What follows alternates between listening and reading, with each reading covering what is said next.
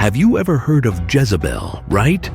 The most wicked queen of Israel, the woman who manipulated, persecuted prophets, and brought idolatry to a people who should have served God.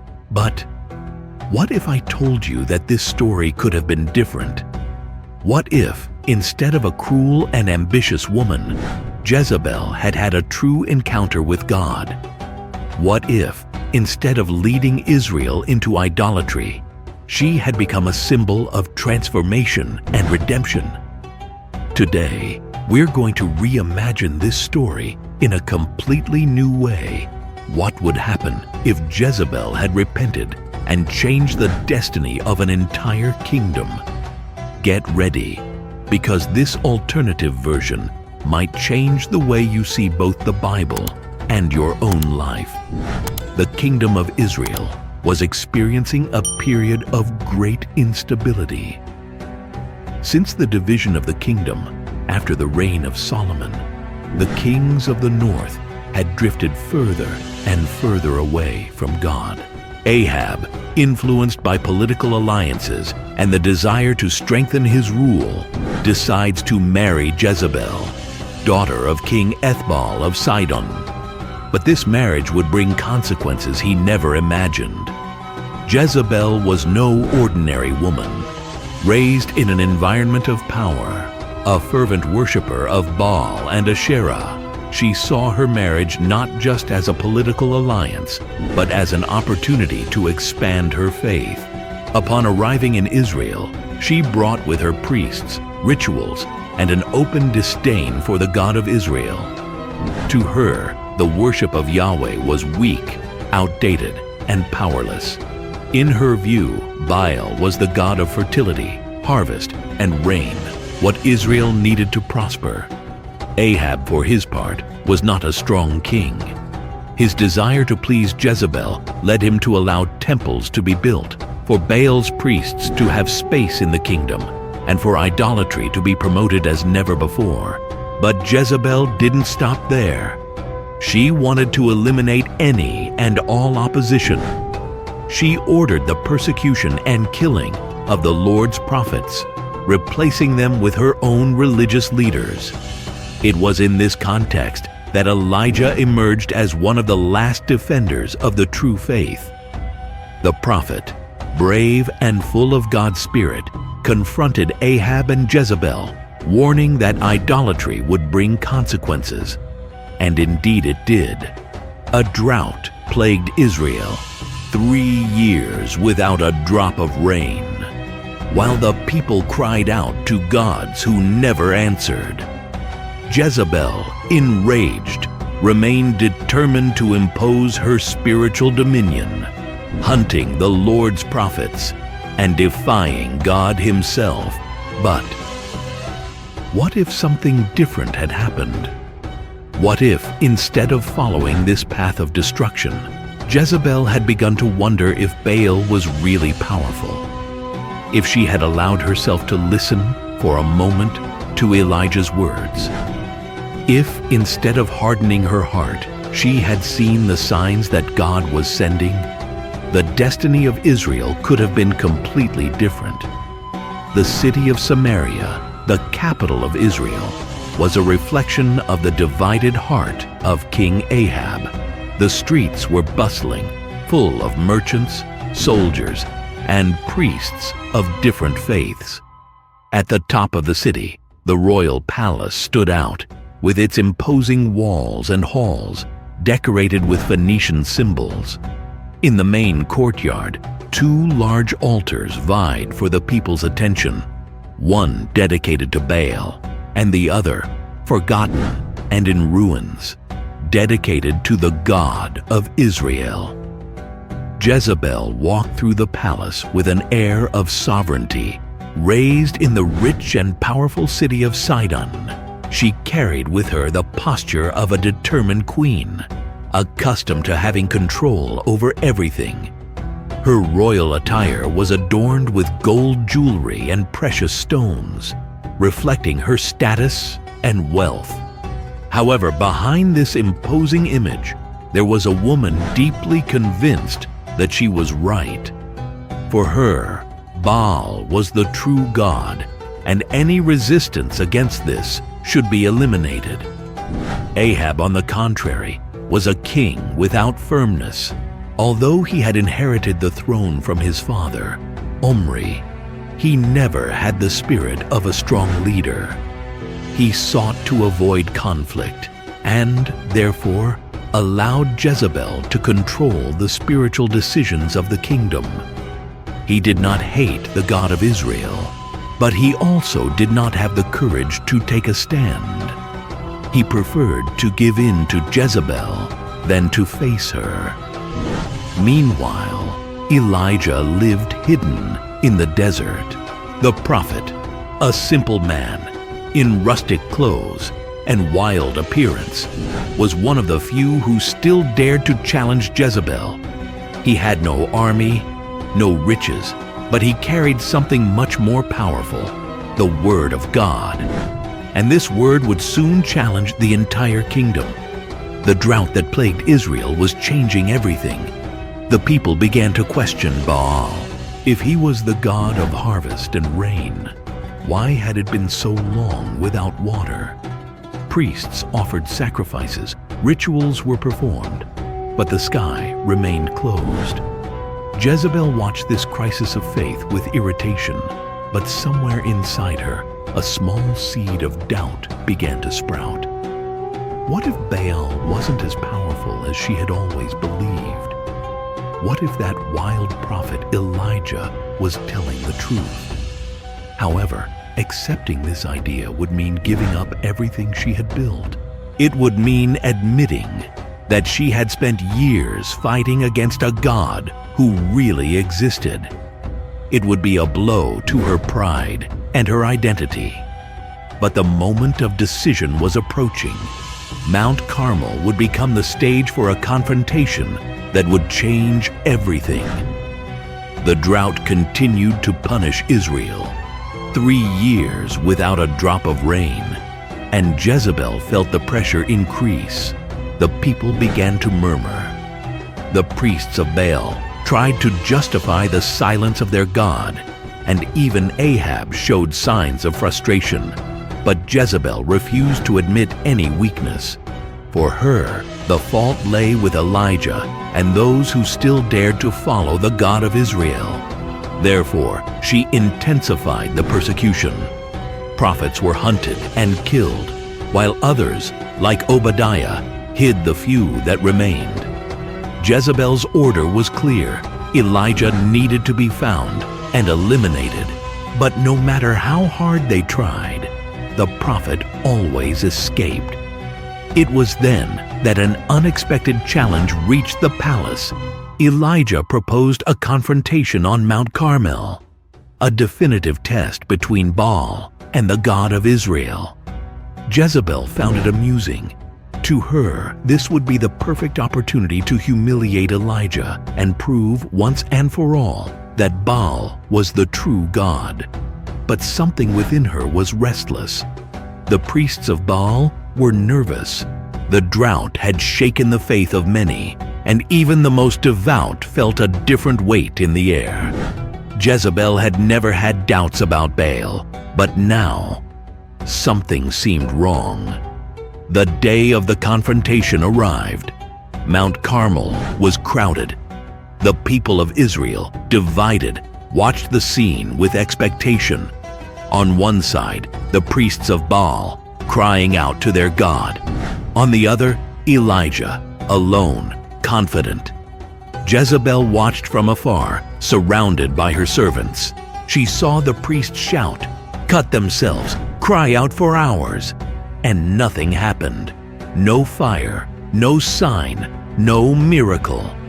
For the first time, doubt began to take shape in her heart. What if Baal really wasn't listening? Then Elijah approached his altar.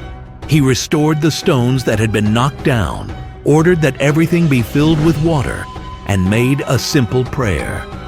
It was at this moment that everything changed.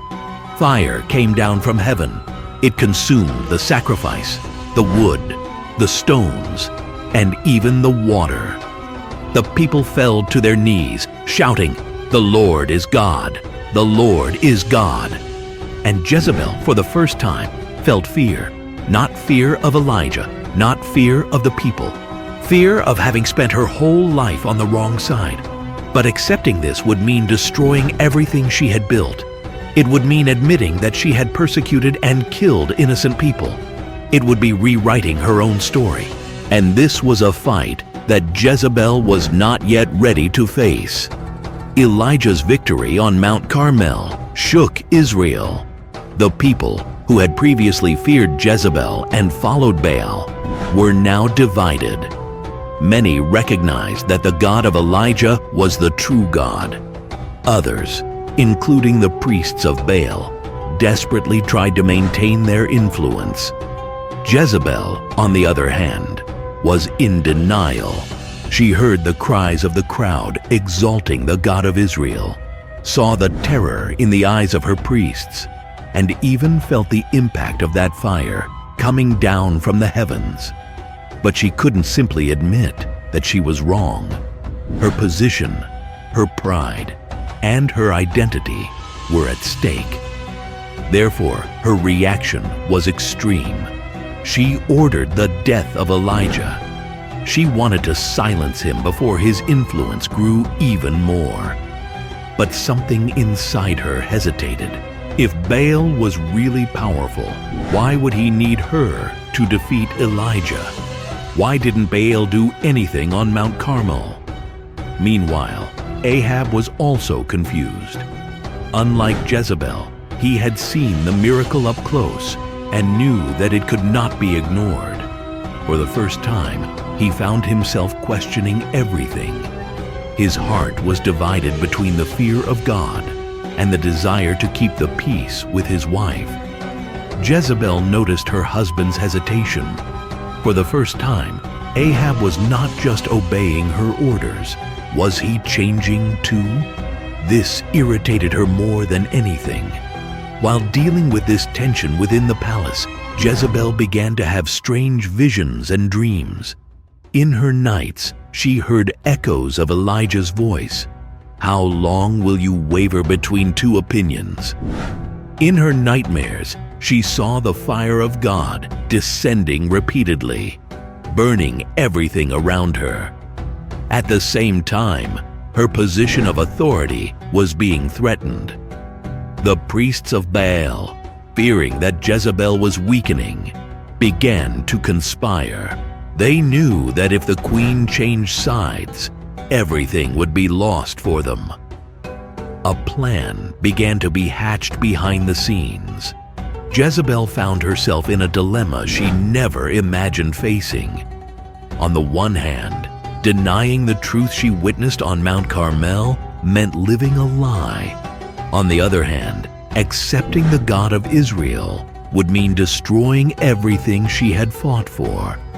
The battle now was not just political or religious. It was internal. Who would Jezebel choose to be from that moment on? Jezebel was restless. The fire on Mount Carmel was not something she could forget. Her nights were tormented by dreams of flames consuming everything around her, while a voice echoed in her mind. "How long will you waver between two opinions?" But she couldn't give in. Not now. Her whole life was built on the worship of Baal. Her power, her identity, her influence. Everything was rooted in the belief that Baal was a true god. Admitting that the God of Israel was the only God would mean destroying everything. Still, Baal's silence bothered her. Jezebel spent nights in rituals, asking for a sign, any answer. But nothing happened. No fire, no rain, just emptiness. And then came the news that would change everything. One of her servants entered the palace, desperate. Elijah had prayed, and the rain had finally returned to Israel. Jezebel froze. The drought that had dominated the land for 3 years had been broken, not by Baal, but by the God of Elijah. This shook her deeply. It couldn't be a coincidence. The same God who sent fire from heaven was now sending rain. It was as if her whole life was collapsing before her. But instead of admitting the truth, Jezebel tried to react, as always, with anger. She ordered the death of Elijah, trying to silence the only voice that pointed out her idolatry. But this time, something was different. Ahab, who had always supported her, no longer seemed the same. He saw the miracle and couldn't deny it. For the first time, he hesitated to obey Jezebel's orders. He was changing, and then came the final blow. That night, Jezebel dreamed again, but this time, it wasn't just flames. She saw herself before a throne of light, and a strong voice said to her, "I am the Lord. Before me there was no other. After me there will be none." She woke up, gasping for air. For the first time, she felt something she had never felt before: the presence of God. The most powerful queen of Israel realized that she was not in control. Something bigger than her was calling her, and she would have to decide which side she would be on. The morning after her dream, Jezebel woke up different. The same woman who had previously ruled with an iron fist now felt something strange inside her: insecurity. For the first time, her certainties were shaken. But pride was still there. She refused to admit that there was anything wrong. To keep up appearances, Jezebel continued her routines in the palace. She ordered the altars of Baal to be reinforced, organized new sacrifices, and ordered the priests to summon the people for great celebrations. She needed to prove that she was still in control. But to her shock, the people did not attend as before. The change was already happening. The people of Israel could not forget what happened on Mount Carmel. They saw the fire fall. They felt the rain return. They knew that the Lord was God. Jezebel's influence was weakening, and the priests of Baal realized this. They began to whisper among themselves, distrusting the queen. She's changing. She's not the same anymore. Some began to distance themselves from her, fearing that their alliance with Jezebel would drag them into ruin. Others, more extremist, began to plot against her. Within the palace itself, Jezebel was no longer seen in the same way. Her servants noticed her restlessness. Her gaze no longer carried the same coldness. But the biggest surprise came from Ahab. The king, who had always been passive and submissive to his wife, was now different. He began to approach the prophets of God. He began to speak more openly about what he had seen on Mount Carmel. One night, Ahab approached Jezebel and said something that completely disarmed her. "We have seen the truth, Jezebel. You can continue fighting against it, or you can accept it." Those words echoed within her like a blow. She already knew the answer, but admitting it would mean giving up everything. Jezebel began to avoid the priests of Baal. The palace, once full of rituals and offerings, began to become silent. Something within her was changing, and everyone noticed. But fear still dominated her. What would happen if she really abandoned Baal? She knew what they had done to the Lord's prophets before. Would she become a target now too? Each passing day, the struggle within her intensified. Ahab continued to observe his wife. He knew something was happening. Gradually, he began to share stories about the God of Israel. He spoke of Moses, of the sea that opened, of God's faithfulness to the people. For the first time, Jezebel listened instead of mocking. One night, without anyone knowing, Jezebel did something she never imagined. She prayed. Her words were hesitant, full of doubt, but for the first time, they were not directed to Baal. If the Lord really is God, then show me. Prove to me that it's not too late for me. And the answer came. That same night, Jezebel had another dream. But this time, it wasn't a nightmare. She saw herself before the altar of Baal, but it was destroyed. The stones were broken, the statues fallen. The fire that once burned there had gone out. Then, in the midst of the silence, a voice echoed, "I am the Lord. I do not share my glory." Jezebel woke up gasping. She could no longer deny it. The next morning, she did something unthinkable. She destroyed one of the altars of Baal inside the palace. It was a silent act, but it symbolized her decision. The priests noticed her change and began to act. She needed to be stopped before it was too late. Jezebel was finally changing, but the price of this change would be high. And now, she would have to face the consequences. The palace was no longer the same. Jezebel, once the most feared woman in Israel, was now viewed with suspicion by those who followed her. Her decision to destroy one of Baal's altars inside the palace did not go unnoticed. The priests, once her most loyal allies, were now plotting against her. The news spread quickly through Samaria. Rumors said that Jezebel had betrayed Baal. Some found it impossible.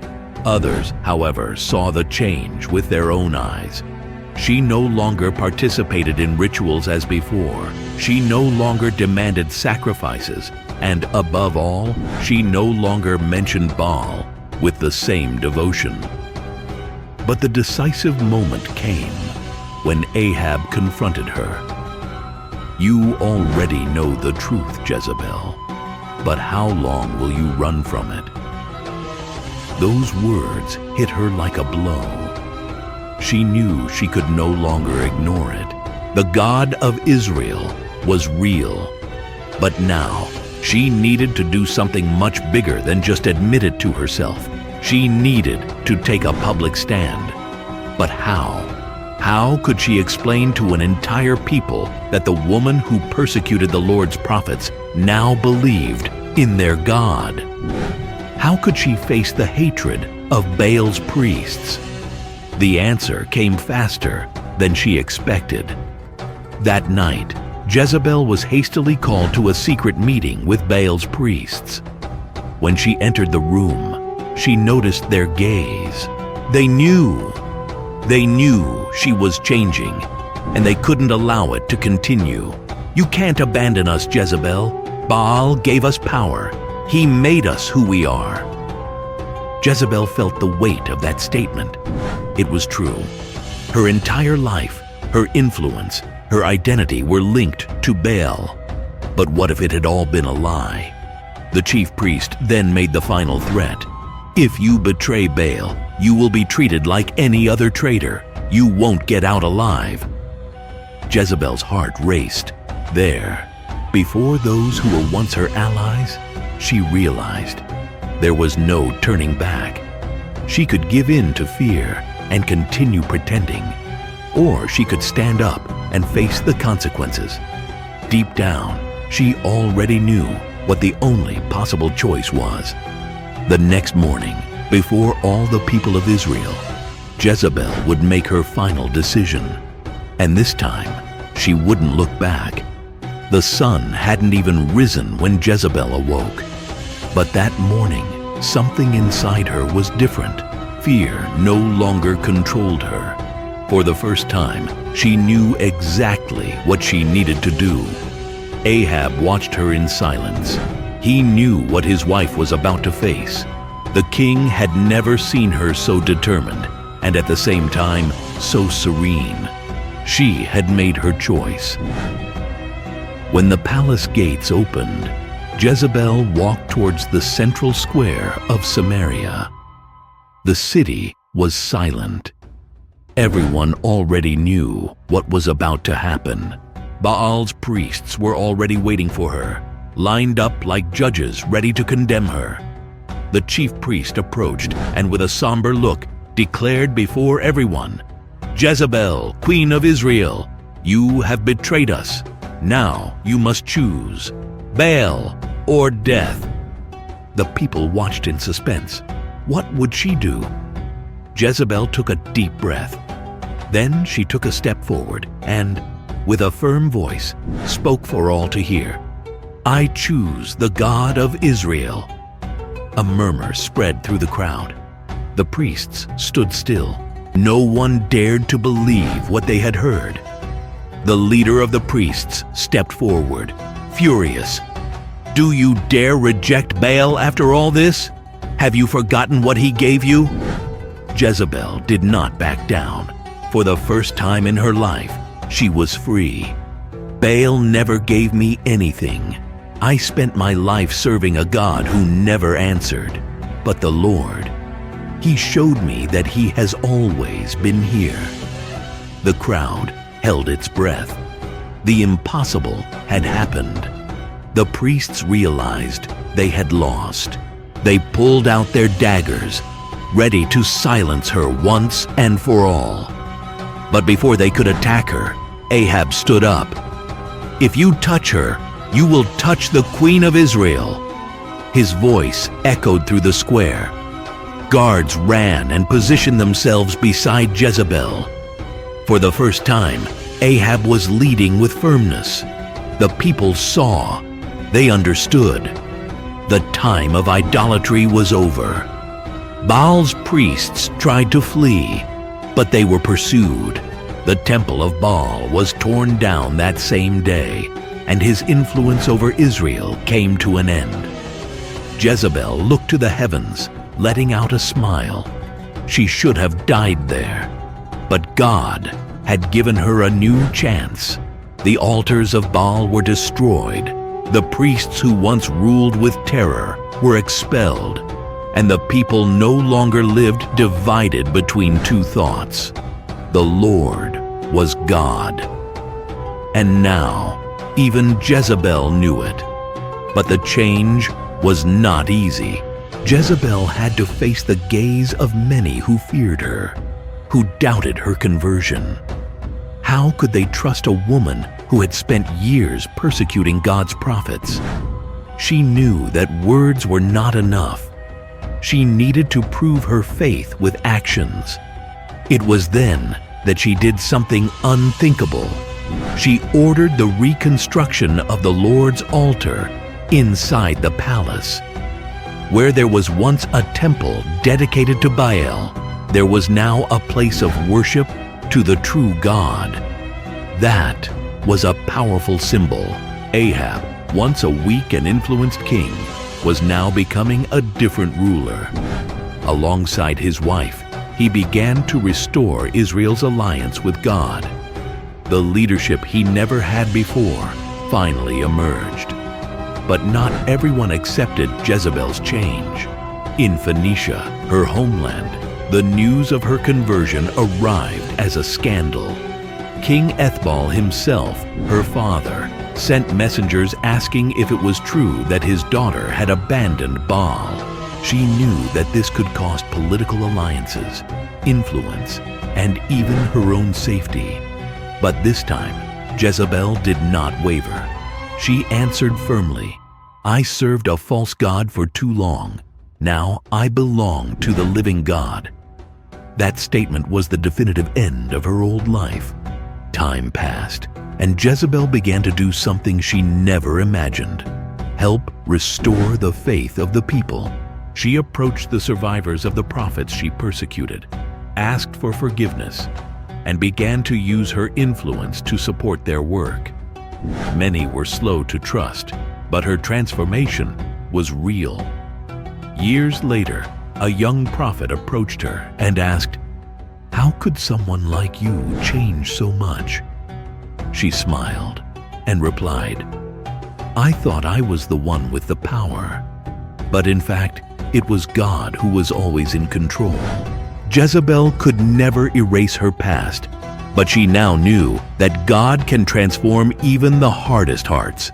And finally, her name was no longer remembered only for destruction, but for the power of redemption. Years had passed since the day Jezebel declared her faith in the God of Israel. The kingdom had changed. The temples of Baal were destroyed, and the people returned to seek the Lord. On the palace terrace, Jezebel watched the horizon. Who could have imagined that the most feared woman in Israel would one day become a follower of the true God? Ahab approached and smiled. If there is hope for us, there is hope for anyone. Jezebel looked to the sky and closed her eyes. For years, she had sought power, but only found emptiness. Now, finally, she was at peace. Jezebel's story is one of the most striking in the Bible, known for her cruelty and idolatry. But what if things had been different? What if, instead of resisting to the end, she had surrendered to the true God?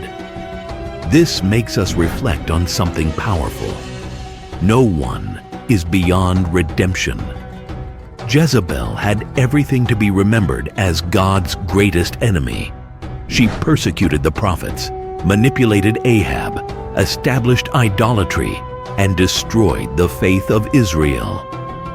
If there was anyone who deserved judgment, it was her. But God could have changed her story. How many times do we look at ourselves and think that we have made too many mistakes to have a new chance? How many times do we feel distant, as if God has already given up on us? The truth is that He never gives up. On Mount Carmel, Jezebel saw the power of God with her own eyes, but it took her a while to accept the truth. This teaches us something very important. It is not enough just to see God act. We need to open our hearts to Him. Many times, we are like Jezebel. We cling to things that do not lead us anywhere. Sometimes, they are relationships that take us away from God. Other times, they are desires for power, control, money, pride. We struggle to maintain a life that we think is better, but that deep down only takes us away from true peace. But God is patient. He allows us to go through deserts, through spiritual droughts, through moments of crisis, not to destroy us, but to call us back. Jezebel's conversion in this alternative story reminds us of another great truth: the power of our choices. Ahab could have been a king faithful to God from the beginning, but he chose to let himself be influenced. Jezebel could have recognized the truth on Mount Carmel, but she chose to resist for longer. But in the end, she chose to change. And that choice made all the difference. The same happens to us. The past does not define who we can become. God is not worried about where we have been, but where we are willing to go from now on. Maybe today you feel like Jezebel at the beginning of the story, resistant, stubborn, trapped in your own pride. But maybe you are already at the point where she arrived later, realizing that life away from God makes no sense. The question is, what are you going to do with this truth? Will you continue to resist, or will you allow God to rewrite your story? Jezebel could have ended up as a villain, but when she chose God, her destiny was completely transformed. And the same can happen to you. What if Jezebel had really converted? How do you think the history of Israel would have been different? Leave your opinion in the comments. Let's talk about it. And more, have you ever felt like Jezebel in this alternative version? Maybe you have fought against the truth for a long time, thinking that changing would mean giving up everything. But in the end, you realized that God was always there, waiting for you to make the right decision. If this story spoke to you in any way, share this video with someone who needs to hear this message. Maybe God wants to use you to touch another life today. And if you like this type of content, take the opportunity to like the video, subscribe to the channel, and activate notifications. We have many other reimagined stories coming up, including What if Judas had repented before the crucifixion? Don't miss the next video. See you there.